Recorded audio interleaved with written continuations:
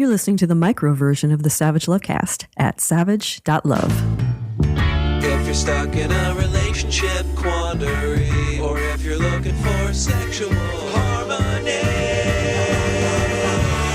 well, there's nothing you can't ask on the Savage Lovecast. Big news this weekend, in case you missed it, which you didn't because no one did, no one possibly could. This news was everywhere in an instant. This is CNN Breaking News. President Joe Biden has just announced that he is dropping out of the 2024 presidential race.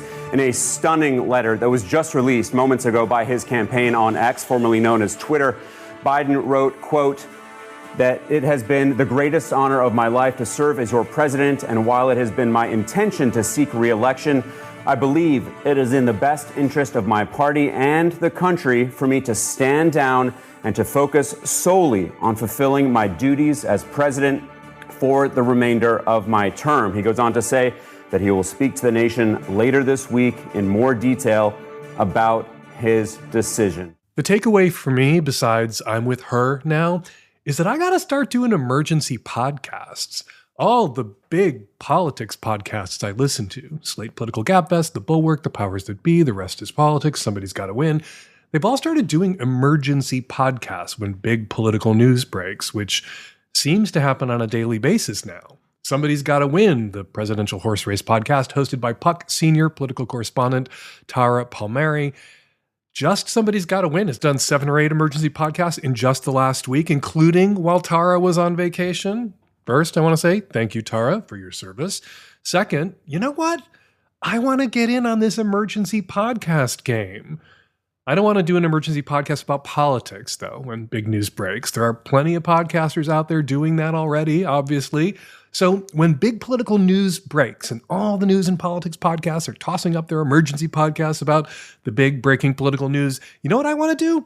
An emergency podcast responding to a question from someone who was having sex at that moment during that political breaking news story. Because when these emergency political news podcasts suddenly start filling up our feeds, I think we could all use a reminder that politics isn't the only thing people are out there thinking about or doing.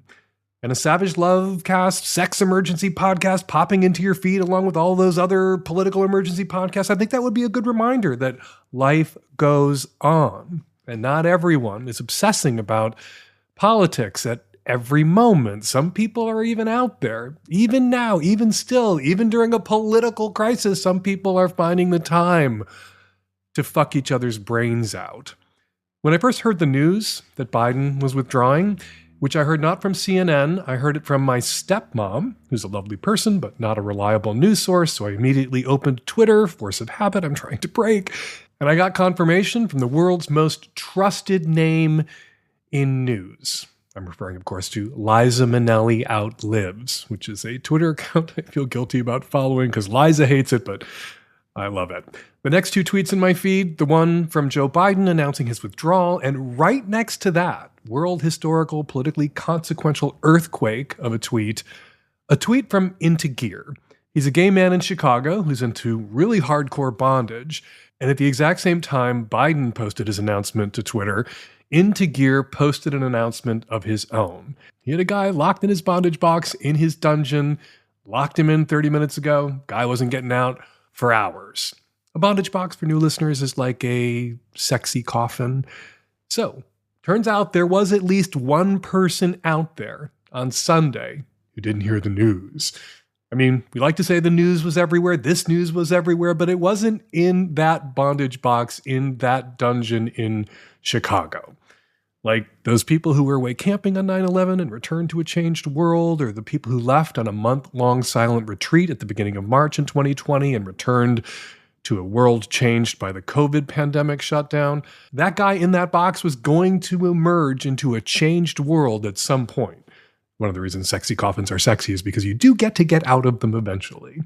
And Into Gear, he knew his victim, his willing and visibly delighted victim, would be confronted with this news when he eventually got out of that box. He has no idea what think pieces await him, Into Gear tweeted along with the photos. My first thought when I saw these photos in Into Gear's feed wasn't, I hope that dude's not claustrophobic, or I want to be locked in a bondage box myself until November 6th. Is that logistically feasible? My first thought was, if I had an emergency podcast like everybody else these days, Into Gear could have called me and I could have helped him brainstorm ways to break the news to the guy in his sexy coffin, which he would have to do carefully. Subdrop is a thing, and people can, if they're emerging from bondage or subspace, be very emotionally vulnerable. And Into Gear was going to have to do this carefully, as I'm sure Into Gear did.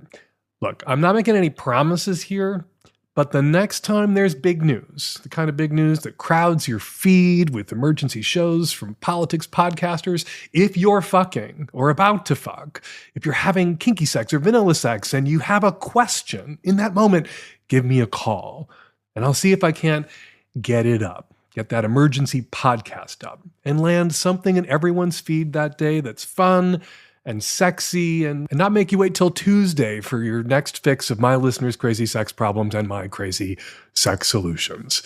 And yes, perverts, I will post a link to Into Gear's tweets from the weekend in our show notes. They are not safe for work, and they are not safe for claustrophobes.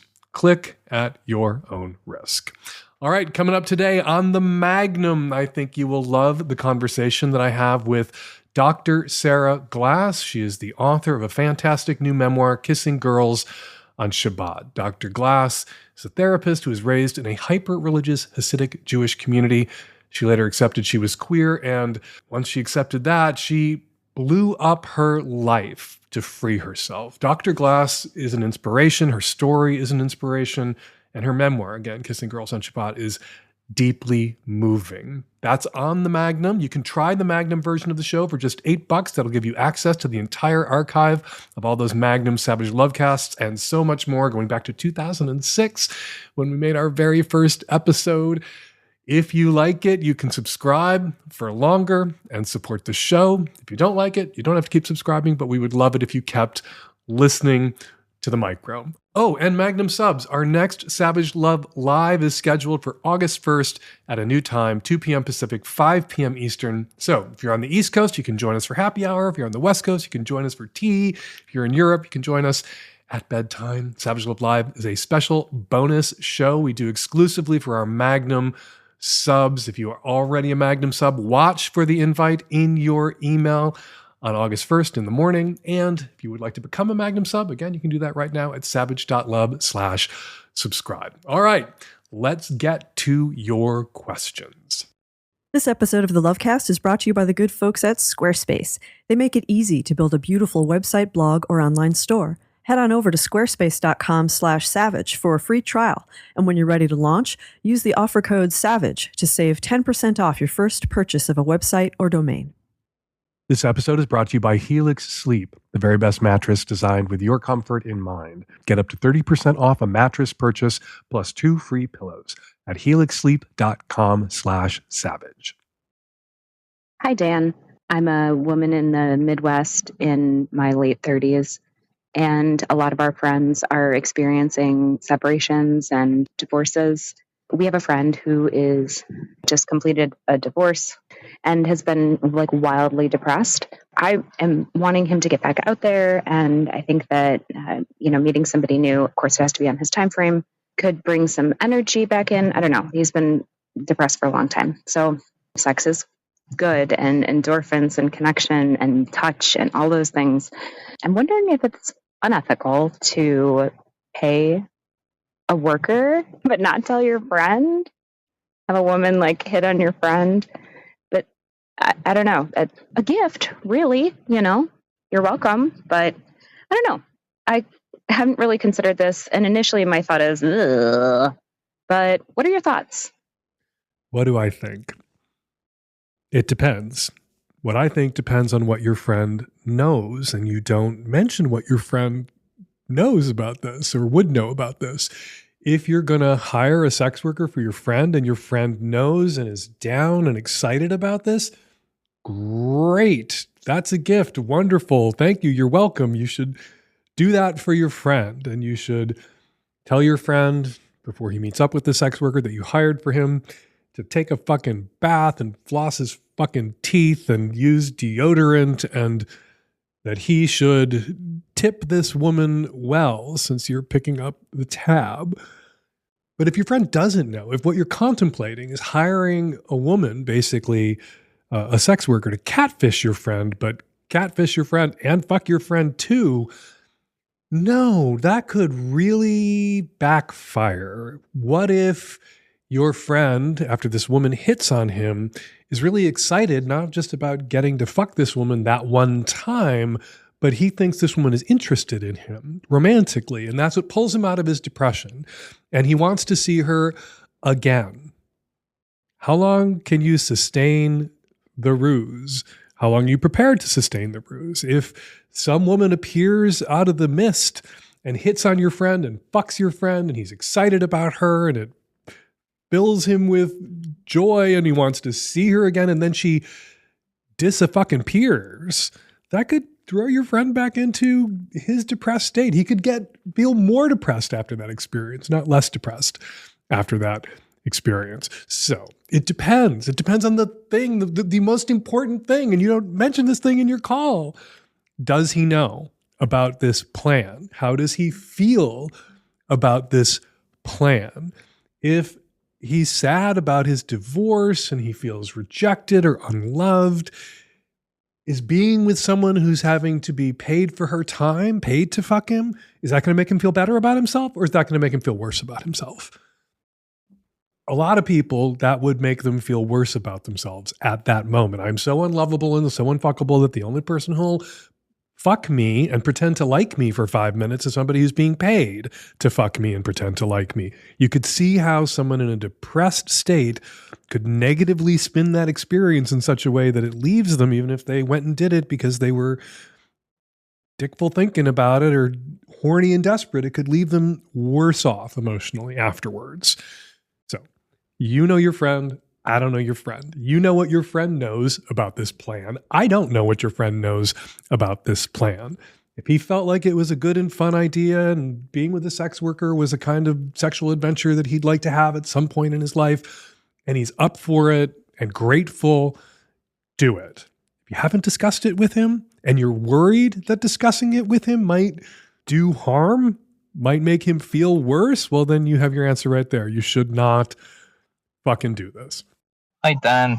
I have been married for 5 years to my husband, and I'm finding it really, really difficult to navigate the relationship between him and my family. So we got married in quite a rush after only 6 months of dating, because otherwise he would have had to leave the country.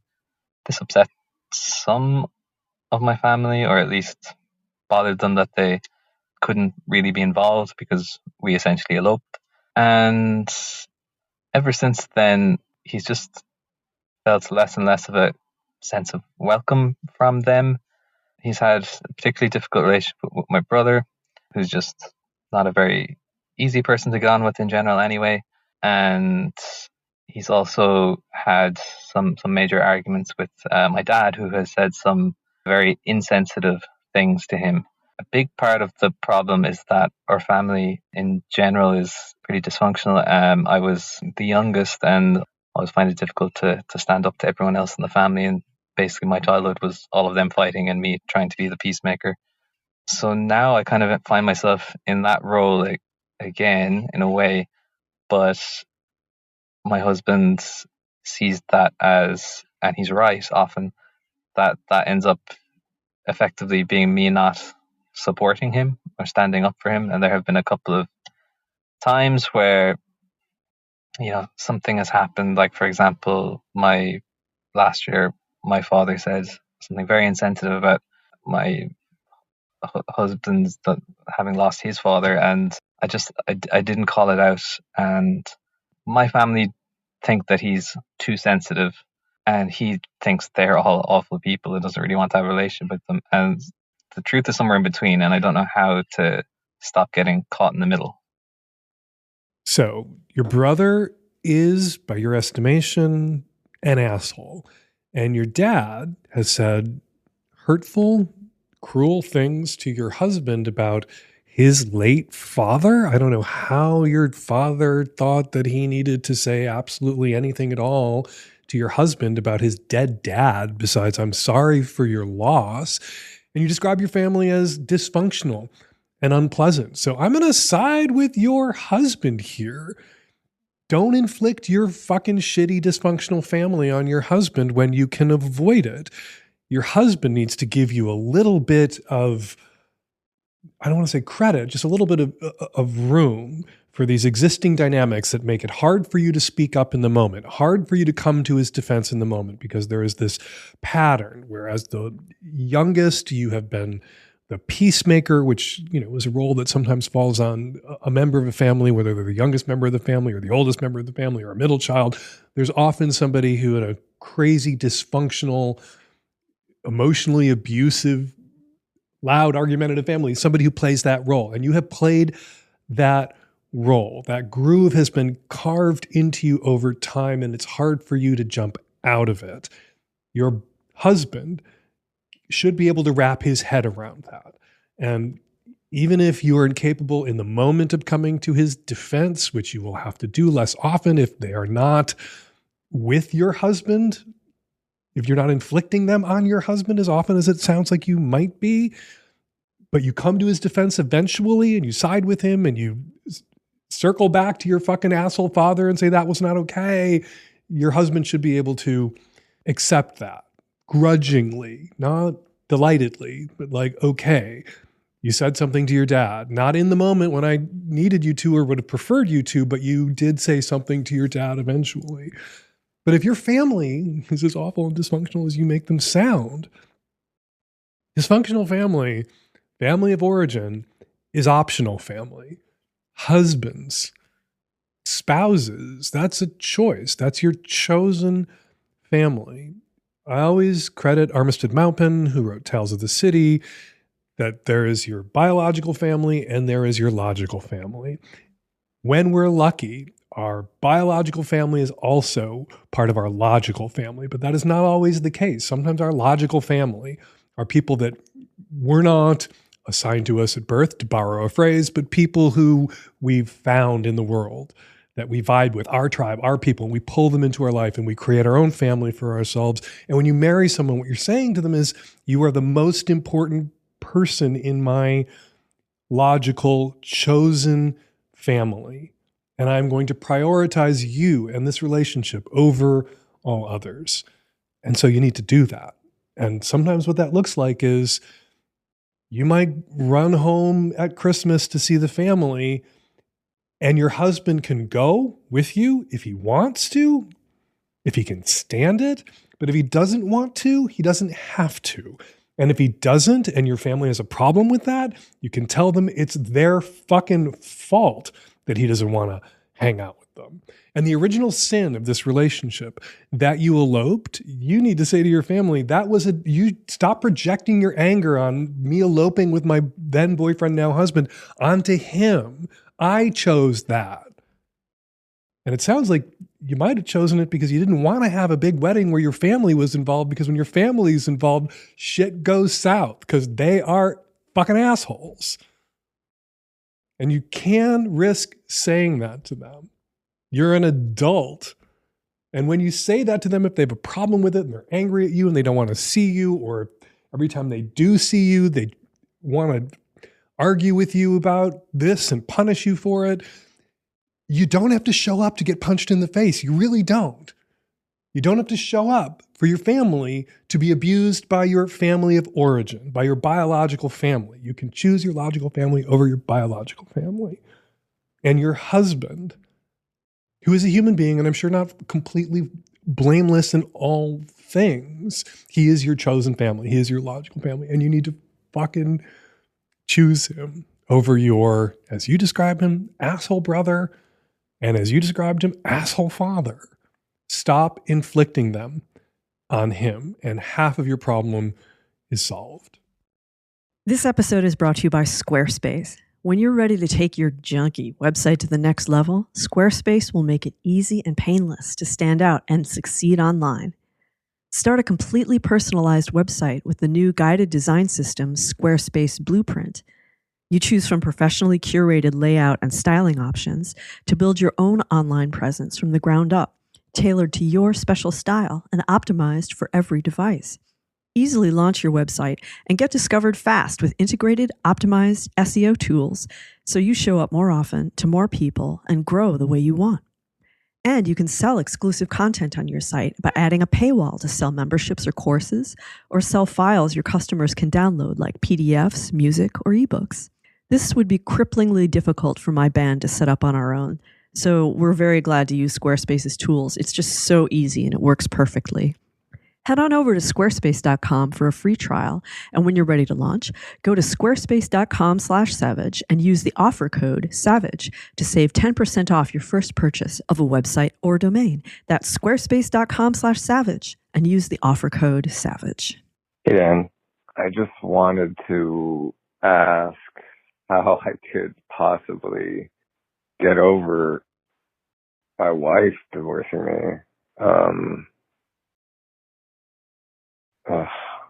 Unfortunately, there's no hurdle.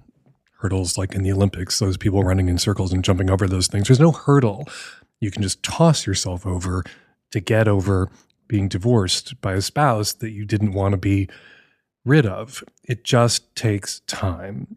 I remember when my dad left my mom, and my mom didn't particularly want to be left by my dad at that time. There were only bad days, and then there were only bad days, but there would be a good moment or two in a bad day. And then at some point we just realized, well, we hadn't had a bad day in a while. There'd been nothing but good days. And yeah, it took time. It takes effort too. You can't just sit there and wallow. Talk to your friends, find camaraderie with other men who are going through what you're going through right now. And they're out there. Carl Dunn is a gay man who wrote a book called How to Burn a Rainbow, a memoir about his divorce. It's mostly, or it focuses on the particular feelings, conflicts, ambiguities of what it means to be among the first wave of gay male couples who could legally marry getting divorced. But he also writes very movingly about his relationships with straight men, and straight men who, like him, were going through or had just gone through a divorce. And he writes about this kind of fellowship among men who have been left, historically by their wives, but in his case by his husband, and how he connected with these straight guys. I think you should pick up and read How to Burn a Rainbow by Carl Dunn. I think it might help you put things in perspective, but you'll also see all of the things that Carl did, not to throw himself over a hurdle and instantly in that moment get over the divorce, but everything he went through emotionally, but also everything he did to move forward, to clear many, many, many hurdles, to get to the point, not at the end of the race, but a point further down the track where he wasn't so devastated by the end of his marriage anymore and had built for himself a life that was rewarding, not compensation, rewarding, a life he wouldn't have now if it weren't for the divorce. So eat a lot of ice cream, wallow, get a couple of friends around you that you say, you're going to have to listen to me bitch and moan and complain and wallow in self-pity, but set a period of time, a month or two, where they're allowed to say to you, knock it the fuck off. Let's talk about something else. Let's go do something else. Let's go to the movies. Let's go to the gym. Let's go whitewater rafting. Let's go do something else and take your mind off it. And as we discussed on the show about rebound relationships, they work. There's research that shows that people who forced themselves to go out there and date and maybe start having sex with other people before they felt 100% ready to do that actually healed faster, got over it faster. That old adage, the fastest way to get over somebody is by getting under somebody else, turns out to be true. My heart goes out to you. I know how devastating it is to be left, to be served with divorce papers, as I assume you have been served with divorce papers. I watched it happen to my mom. And then a decade later, my mom was happier than she had ever been, happy in a way that she couldn't have been if my father hadn't left her. Hopefully, I wish that for you, that there's a point 2 years from now, 5 years from now, where you realize that the life you have now is so rich and rewarding that you're happy. My heart goes out to you. Time heals all wounds, and rebound relationships, they help. Have some. This episode is brought to you by Helix Sleep, makers of the best mattresses. That's why my mattress is a Helix Sleep mattress, because we wanted the best. The Helix lineup offers 20 unique mattresses, including their award-winning Luxe and Ultra Premium Elite collections, the Helix Plus, a mattress designed for big and tall sleepers, and the Helix Kid mattress, designed for growing bodies and endorsed by child sleep experts. To figure out the best mattress for you, take the Helix Sleep Quiz like we did. It only takes a couple of minutes, and then your personalized mattress will be shipped straight to your door, free of charge. Helix offers a 100-night trial to try out your new Helix mattress and a 10 to 15-year warranty. Terry and I absolutely love our Midnight Luxe mattress because it's big enough to accommodate both of us, and we are tall guys, but it can also accommodate the occasional very special guest star, and our mattress can handle everything we throw at it. Everything and everyone. And when it's time to actually sleep, which is something we also do on our Helix mattress, it is by far the most comfortable mattress we've ever slept on. They're all enhanced with cooling features to keep you from overheating at night, and that is so perfect for our increasingly hot summers. Helix is offering up to 30% off all mattress orders and 2 free pillows for our listeners. Let them know the Lovecast sent you by going to helixsleep.com/savage. This is their best offer yet. It won't last long. Go get your new mattress, because with Helix, better sleep starts now. Dear Dan, Nancy, and the tech-savvy at-risk youth. I'm a cisgender gay man with a bit of a cum fetish, and I love bottoming and getting bread, often by more than one top when I play. Whether it's a group scene or lining up tops back to back, I love getting filled with multiple loads. And I'm finding more and more tops these days who are into fucking my cum-filled hole. It's great. To account for the increased risk of bareback sex with multiple partners, I use DoxyPep for STI prevention, and it has been quite effective. Despite getting gonorrhea once in the last year, and we know DoxyPep is less effective against gonorrhea than chlamydia or syphilis, considering the number of men who have ejaculated inside me, only contracting one STI is a really great result. DoxyPep instructions state it should be taken ideally within 24 hours of sexual activity, but up to 72 hours later. And for tops, it seems logical to take it as soon as possible after sex, since that's when the potential STI transmission happens. My question is, as a bottom who gets bread and filled with cum, when is the best time to take DoxyPep? There are mornings I wake up after a night of fucking, and I notice there's still cum in my ass. If I took DoxyPep before going to bed the night before, is it still protecting me against the cum that remains inside me the morning after? Would taking DoxyPep later rather than sooner maximize its effectiveness, since more cum will come out of my hole the next day? Or should I consider taking DoxyPep 2 days in a row? Or do the results speak for themselves, and my current usage of taking DoxyPep, usually within 24 hours, is that good enough, since it seems to have been working over the last year and a half or so? Y'all can't see me, but I am writhing here in my seat. I don't think I will ever get over the PTSD I experience when I talk to post-PrEP, post-protease inhibitors, now post-DoxyPep gay men in their 30s, late 20s, who grew up in a world with PrEP, grew up in a world where contracting HIV was a condition, but not a death sentence, who, like you, caller, enjoy taking multiple loads. Me, I associate a drop of semen getting anywhere near your asshole with a gruesome, protracted, and early death. And I know, my head understands. Intellectually, I understand that in a world with PrEP, protease inhibitors, and DoxyPep, that isn't true anymore, and the world is safe for cum dumps in a way the world wasn't safe for cum dumps when I was in my 20s and 30s. That said, I don't want to yuck your yum, but I want to acknowledge that sometimes, like, gay men over the age of 35, 40 hear younger gay men talking this way about their sex lives, about having cum fetishes, having 12 loads in their ass from 12 different men. And it just, makes us tense. I just want to acknowledge that. And then I want to answer your question. You're doing everything right. There is no secret instructions on dosage or timing written in lemon juice on the box that your DoxyPep came in that you need to hold a candle up to read. You take DoxyPep within 24 hours, ideally, up to 72 hours after exposure. They say you should think of DoxyPep as the morning after pill for STIs as opposed to the morning after pill for unplanned pregnancies.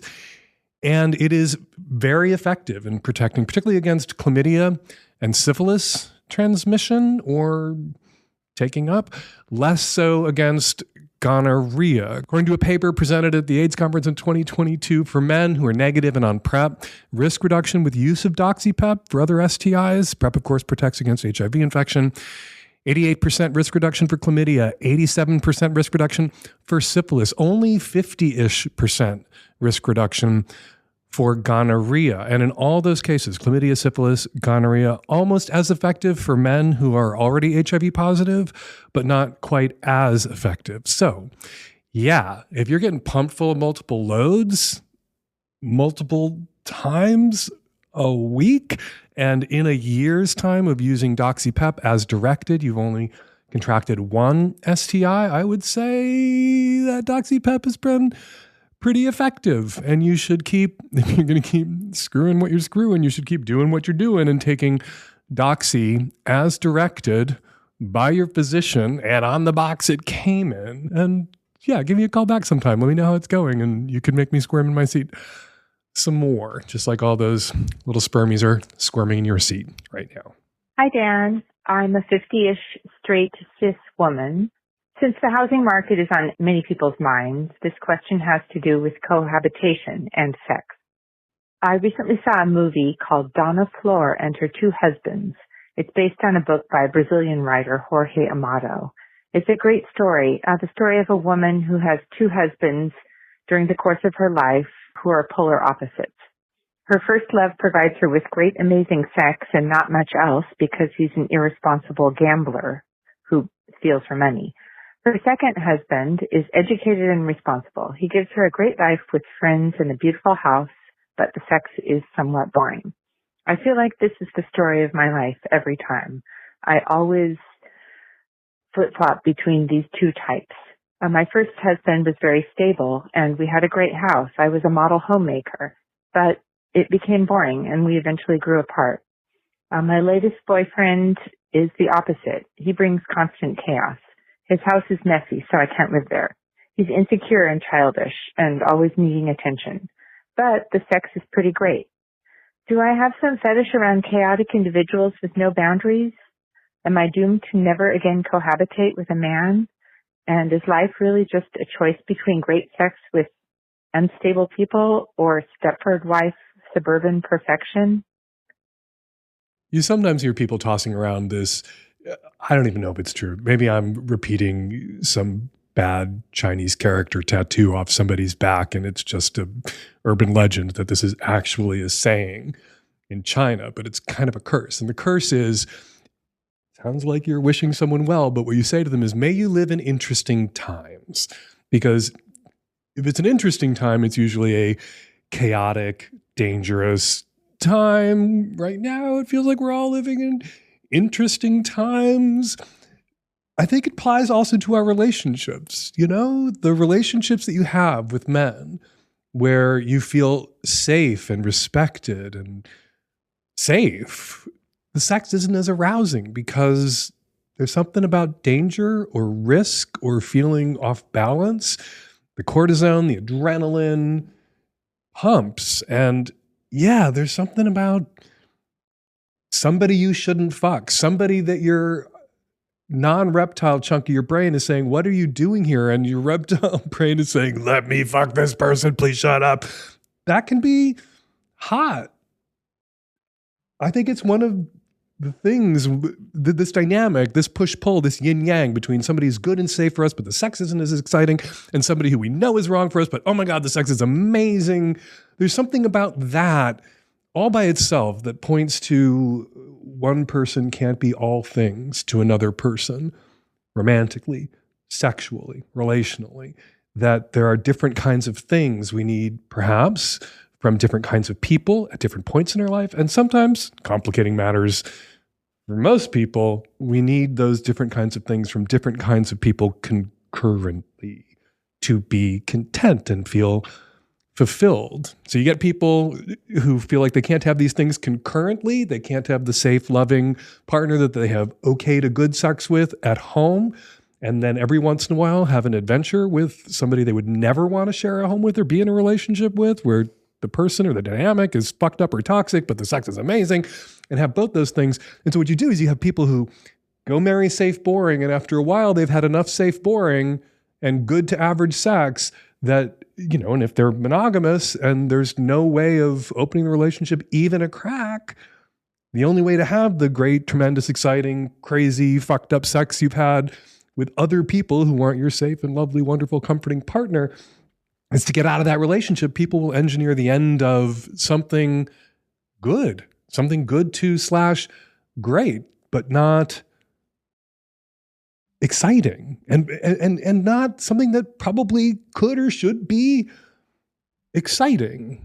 Although I do think two people in a committed long-term relationship, you're the adventure they're on at first, they're the adventure you're on at first. It can get boring if you don't fault each other for the fact that 10 years down the road, it doesn't feel exciting anymore, because you recognize that it was effortlessly exciting at the beginning because you were strangers to each other. You can link arms and then go on adventures together, and you can recreate not that excitement from the beginning of the relationship, that's gone forever, but you can recreate, or you can create some new excitement for you to experience and share together as a couple. That is something that is possible. I have certainly spoken over the years to people who are in safe, loving, comfortable relationships with good sex and a good connection and a life they don't want to burn to the ground, who, because they're open or into hot wifing or swinging or whatever, occasionally can run off and have crazy, fucked up, toxic-ish, well, not toxic sex, but sex with people they would never want to be with because they seem dangerous and crazy together. And it enhances their relationship and their connection, so long as they're not so insecure that they can't watch their partner get something from someone else that they can't give them without melting down, which is a skill set not everyone possesses. So anyway, in answer to your question, yeah, you do see people swing like pendulums between something safe, cozy, and not that arousing, and something ill-advised with a person they know they shouldn't be with, but there's something about touching that third rail. There's something about slamming your dick down on that third rail or your pussy that is irresistible, I think, to humans, and a part of life and an experience that we all have or have had or want to have. And if we have had it, there's just this desire at some point before we die to have that again. And we can be in denial about it, or we can figure out a way to have our safe, comforting relationships and our adventures too. Hi, Dan. I really need your help here. 16-year-old gay cis male from Southern California. So basically, I'm 16, I'm gay, and I really have like a hard time finding myself and finding a community of people who support me. And the thing is also that I'm a pup. And I have very limited experience in the puppy play community. And I would really love to join a pups and handlers group. And the thing is that you have to be 18 to join the pups and handlers group. But I'm 16. And I know that if I say that I'm 16, they won't let me in. And I just don't feel like anyone else gets me. And I really don't know what to do. Like, I do have some limited experience. Should I join and lie about my age? Should I wait? And like, I know that I should wait, but I can't. Like, this is the one thing I've been looking forward to. And I am about to get my driver's license. And I just really want to meet some people who understand me. You should wait. I know that's not what you want to hear when you're 16 years old. It's not what I wanted to hear when I was 16 years old. I was anxious to get out there, to meet boys, preferably my own age, but boys my own age back then weren't out like I was. And the boys who were in regarded me as kind of a threat, because a lot of the 16-year-old closeted boys who were messing around with other 16-year-old closeted boys, it was all grounded on a kind of mutual assured destruction terror pact, where if you talked about me and outed me, I would talk about you and out you. And neither of us was ready to do that. So we could trust each other to keep the secret. I couldn't keep my own secret. So the boys who were gay and my age and closeted didn't trust me to keep theirs. So I feel you. I feel you. You're going to have to wait. If what you want when you're a young adult, when you come of age, when you're 18 and up, is to be able to have a community out there, have pup and handler organizations, have pup and handler events that you can attend, going now at 16 and lying about your age or getting your hands on a fake ID, it imperils those spaces, especially now in this political climate.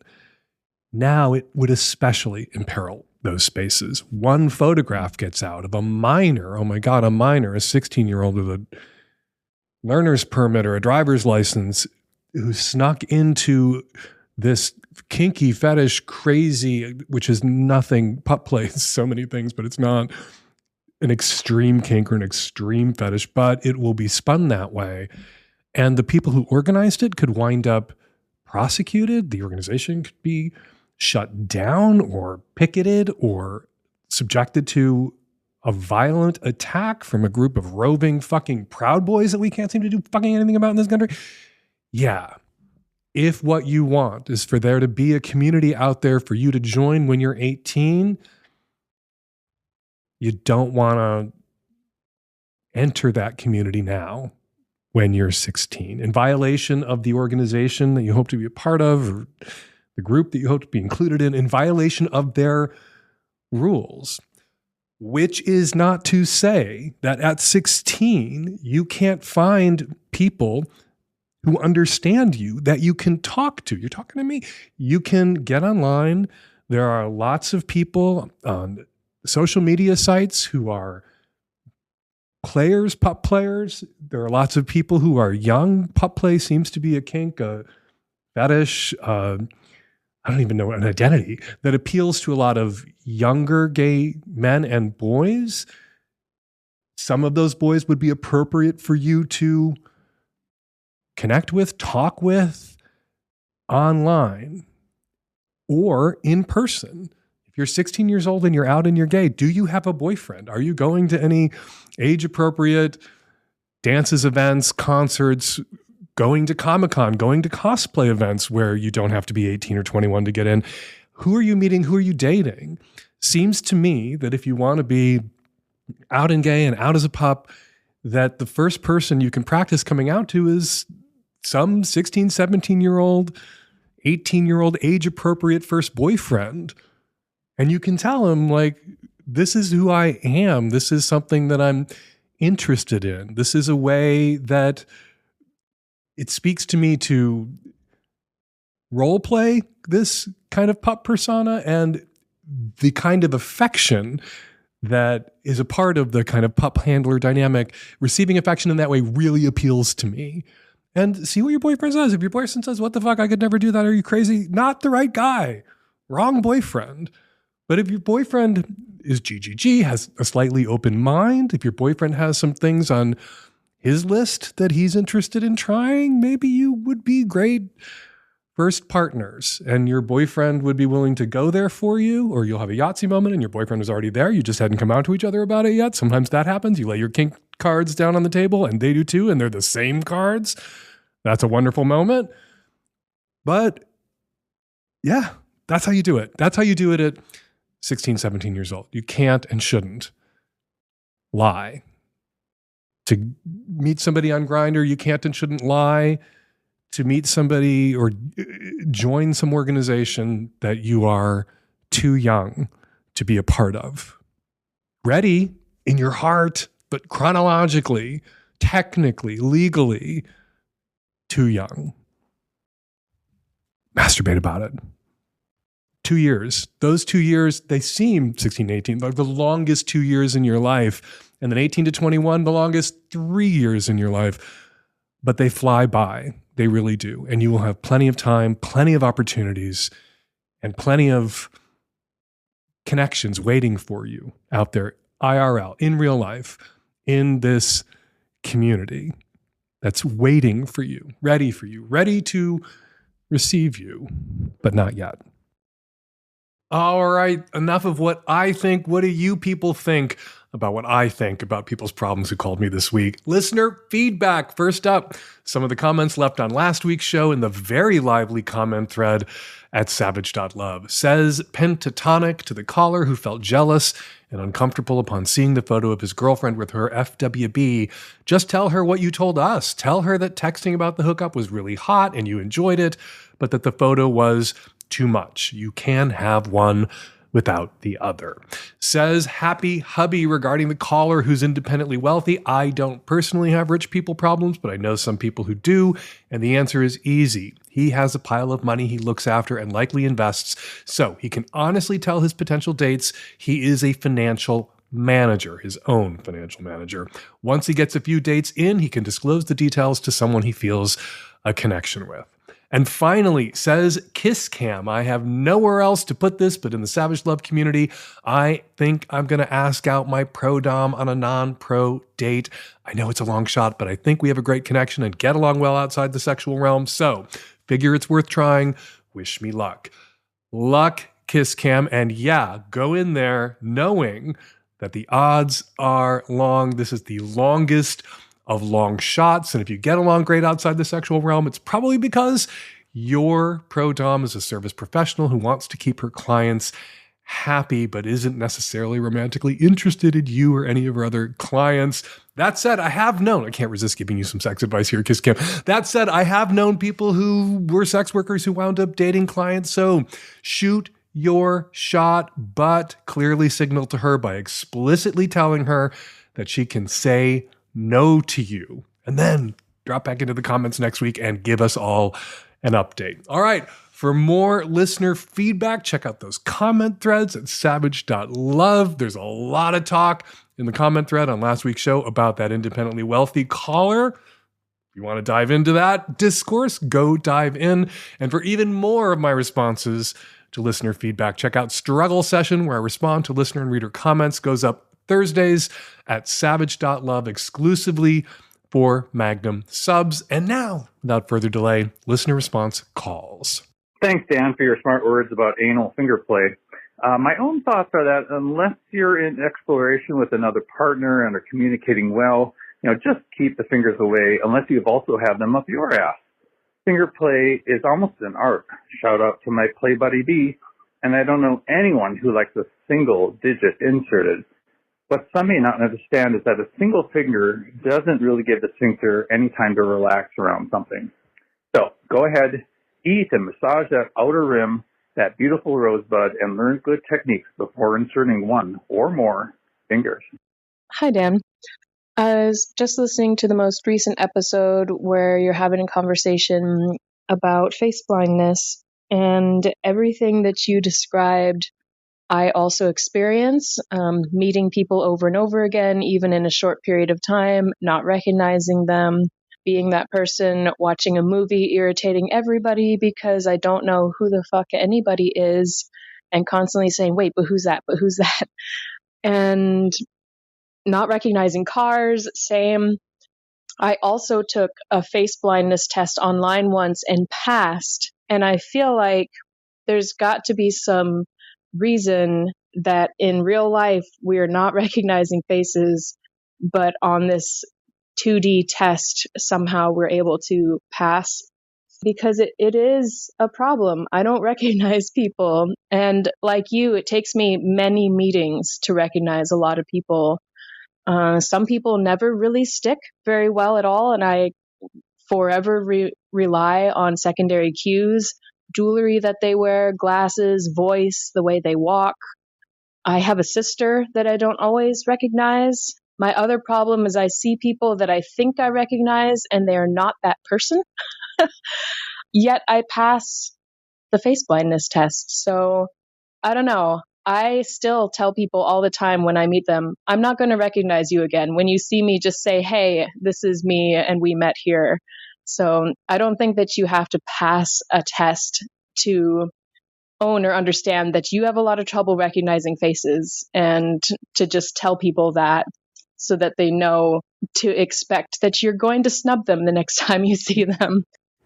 Hey, this is a response call for the guy from episode 924 who is independently wealthy and apparently can't find any women who want to be with him because of that, and goes snowboarding and mountain biking all the time. I know you date women and not guys, but if you ever change your mind, call me.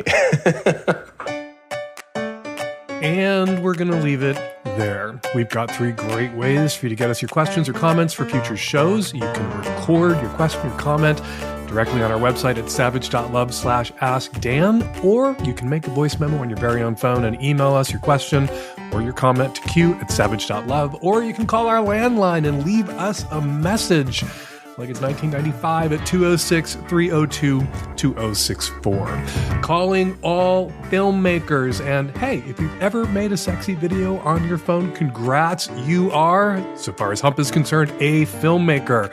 We are currently accepting submissions for Hump 2025. Entering Hump is fun. If you have fun making those videos, and a lot of people clearly do. It's also free to enter, and creators of the films that make it into the Hump Film Festival get a cut of every single ticket sold, and are eligible for $10,000 in cash prizes awarded by Hump audiences.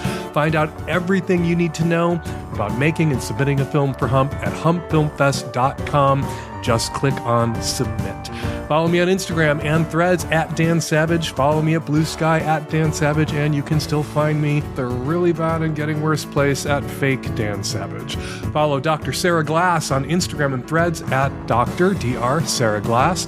And for all things Sara Glass, Dr. Sara Glass, check out her website, drsaraglass.com. The Savage Lovecast is produced every week by Nancy Hartunian, and me and the tech-savvy at-risk youth and Nancy. We will all be back at you next week for another installment of the Savage Lovecast. Thank you, as ever. Thank you always. Thank you so much for downloading.